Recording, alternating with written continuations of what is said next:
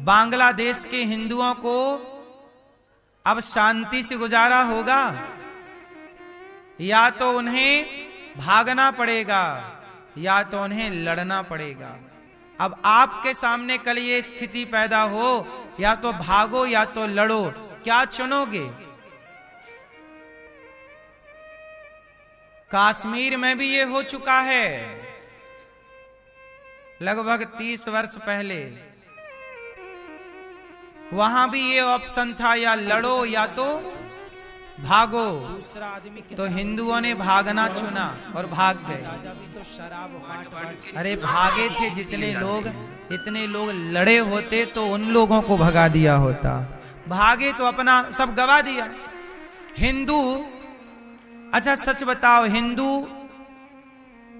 भागना जानता है कि लड़ना जानता है? सच बताओ, हिंदू की स्थिति क्या है? हिंदू क्या है?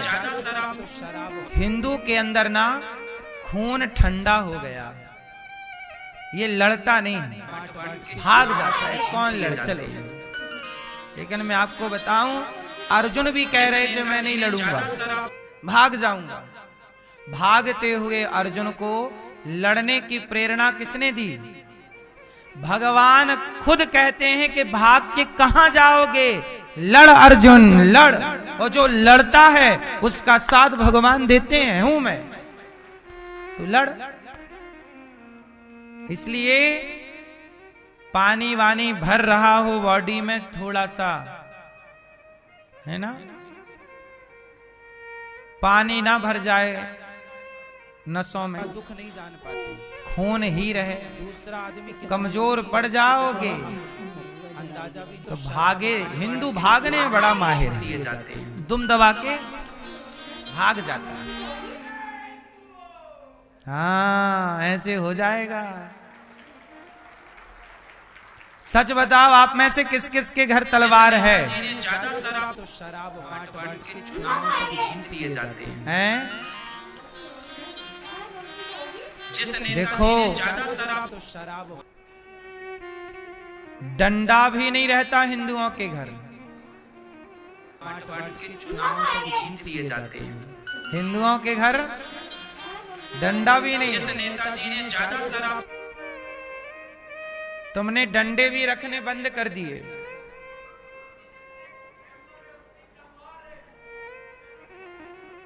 इसलिए हम आपको 100 बात की एक बात कहें कि आपकी डिग्रियां, आपकी जमीन, आपकी जायदाद काम ना आएगी।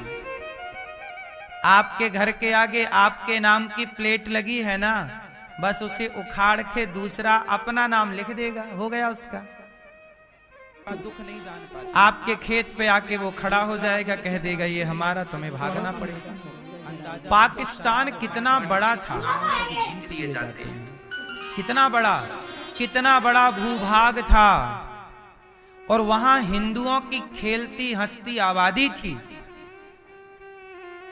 हजारों साल से वहां हिंदू रहा करते थे।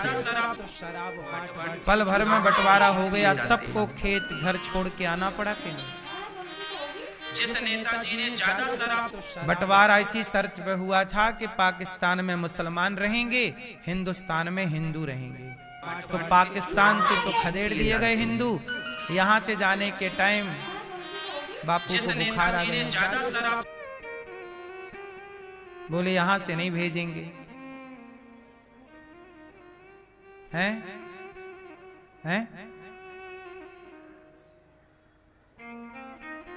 अब देखो, तसल्ली आप कैसे भी कर लो, आप तसल्ली कर लो किसी का भी नाम लेके। आंखें मूंद लेने से संकट नहीं टलता। शुतुरमुर्ग क्या करता है, जब संकट सामने देखता है तो रेत में अपना मुंह डाल लेता है।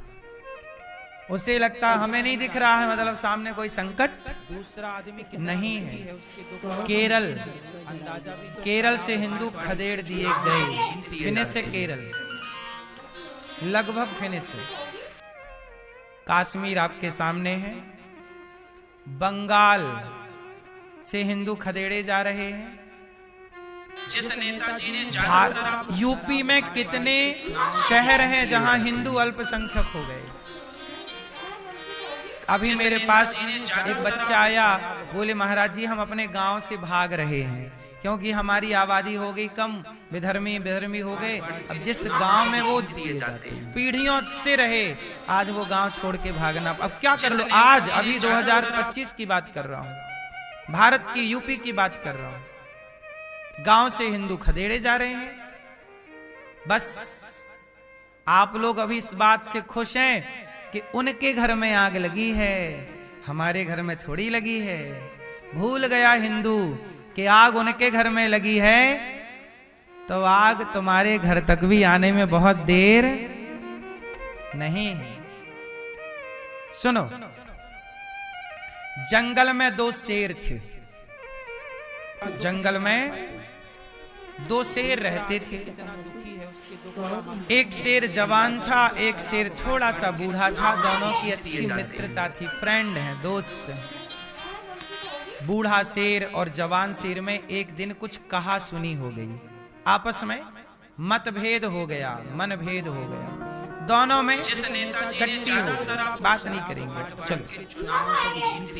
बूढ़ा शेर अब कुछ बूढ़ा और हो गया तो जंगल के कुत्तों ने बूढ़े शेर को घेर लिया कि अब तो ये बूढ़ा हो गया और इसके जवान दोस्त से इसकी बोलचाल भी नहीं है, चलो अब इसे मार डालते हैं। तो जंगली कुत्तों ने बूढ़े शेर का शिकार करना स्टार्ट किया, उसे नोचने लगे। जवान शेर को पता चला कि मेरा दोस्त संकट में है, दौड़ पड़ा और जवान शेर आया दहाड़ा, सारे कुत्ते भाग गए। तो उन कुत्तों में से एक कुत्ता बोला कि भाई आपकी तो खटपट थी, आप क्यों इसकी मदद करने आ रहे हो, मर जाने दो। तो जवान शेर ने जो कहा वो सारे हिंदुओं को सुनना चाहिए। जवान शेर ने कहा कि देखो, आपसी मतभेद मनभेद थोड़ा बहुत हो तो ठीक है, कोई बात नहीं, पर आपस में इतने भी मतभेद मनभेद मत पाल लीजिएगा, आपस में इतने भी मत लड़ जाइएगा कि तुम्हारे लड़ाई का फायदा ये कुत्ते उठाने लग जाएं।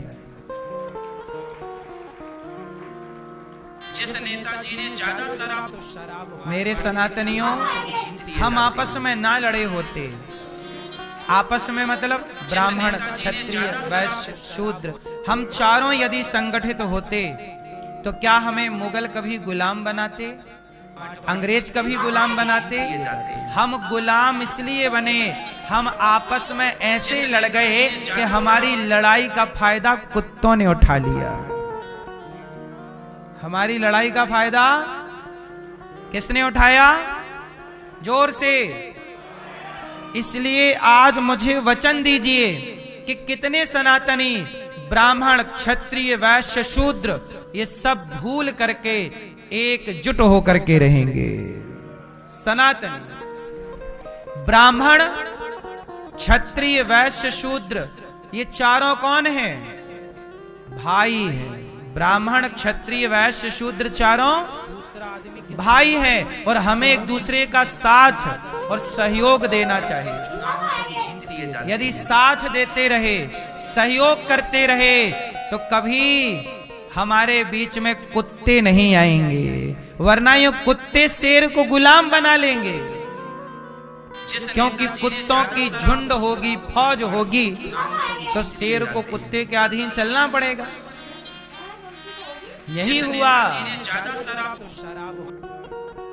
पृथ्वीराज को आपसी लड़ाई थी, पृथ्वीराज की और जयचंद की। पृथ्वीराज की पत्नी संयोक्ता के पिता हैं जयचंद। संयोक्ता पृथ्वीराज से प्रेम करती थी और पृथ्वीराज ने उनको उठा लिया और ब्याह कर लिया।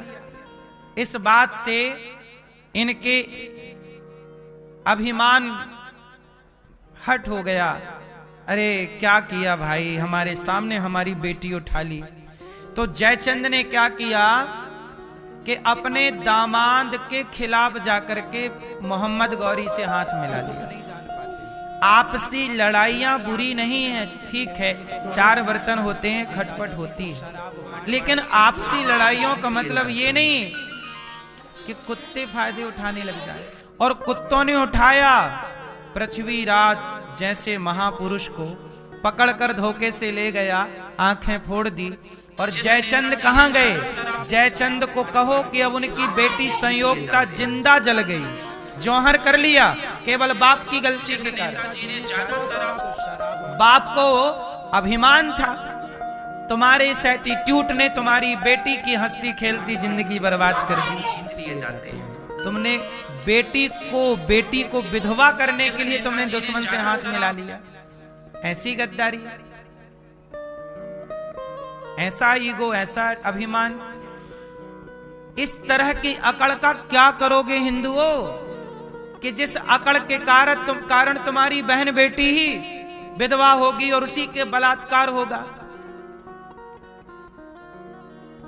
संयोगता जिंदा लग जाती यदि मोहम्मद गौरी के हाथ, तो बताओ क्या वो छोड़ता?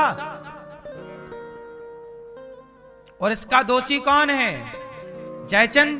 और जयचंद कौन है? संयोगता जी के पिता। दूसरा आदमी कितना दुखी है उसके। ये हिंदुओं की स्थिति है, अपनों का साथ नहीं देंगे, मोहम्मद गौरी का साथ देंगे। ऐसे गद्दार ना होते तो ये देश कभी गुलाम ही ना होता।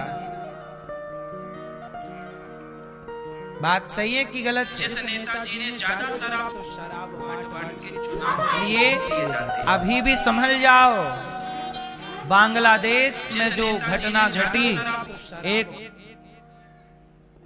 दीपू चंद्र दास नाम के बालक को, जो कि अभी 20-25 साल का जवान लड़का था, मार डाला, पेड़ पे लटका के आग लगा दी।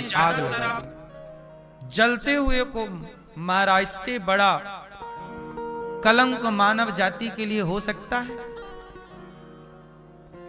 इसलिए सनातनियों जाग जाओ, वरना ये स्थिति आपके आसपास भी है। तुम शांति की बातें करते रहो और वहां क्रांति की तैयारियां हो रही हैं।